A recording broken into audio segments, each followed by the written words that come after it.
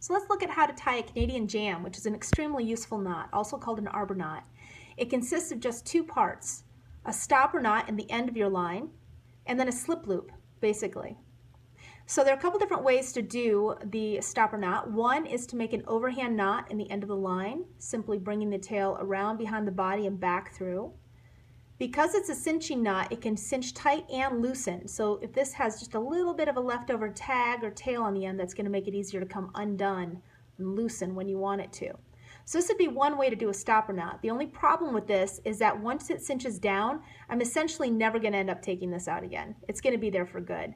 So another way to do a stopper knot, if you do want this to be able to come out entirely, is to instead do a slip loop. So rather than putting the end through here, I'm just going to take a bite of the tail, just a small bite, and cinch that down.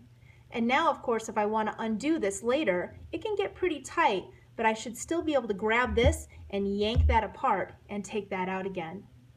So that's a little preferred over just the overhand, because I can get it undone then easier later. So there it is again. We've got a little stopper knot, just a slip loop in the end of the line. And now I'm going to simply make another loop. This time, I want to make sure though, there's two different ways to do this. So one is to push that first stopper knot through to make another overhand knot, like so. And now I would simply take the standing end back here and run it through this loop the same way that this one, the first one's coming out. So it needs to go this way. It can't go the opposite. It needs to go through this way.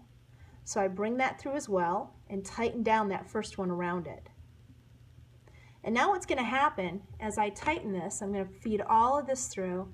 It's going to cinch down, and what you're going to see is that first stopper knot is going to seat itself right up against that second one.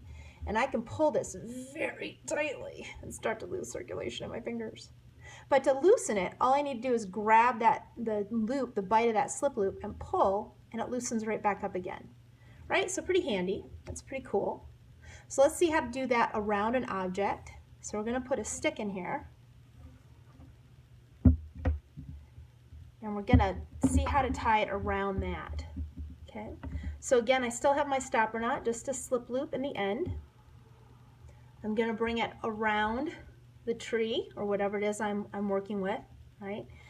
And so in order to do this, now I need to bring this through so that it's going to be coming out this direction, right?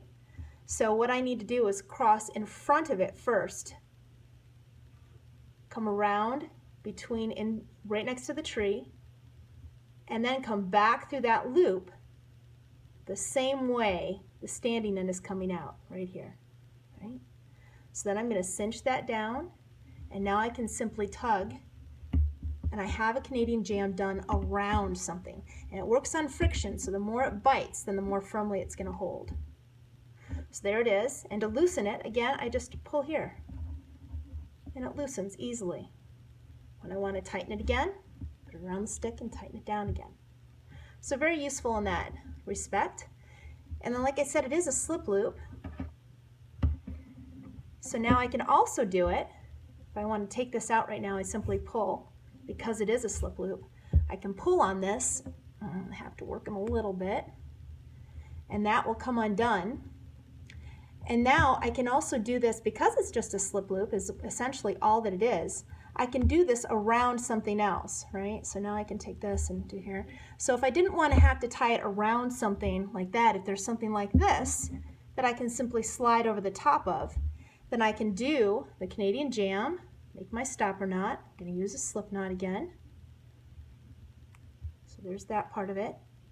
And now I can simply make another slip loop. So I'm going to make an overhand, reach up from behind, grab a bite of the body, and pull it through.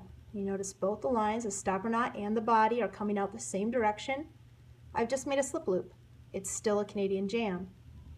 Put it over the top.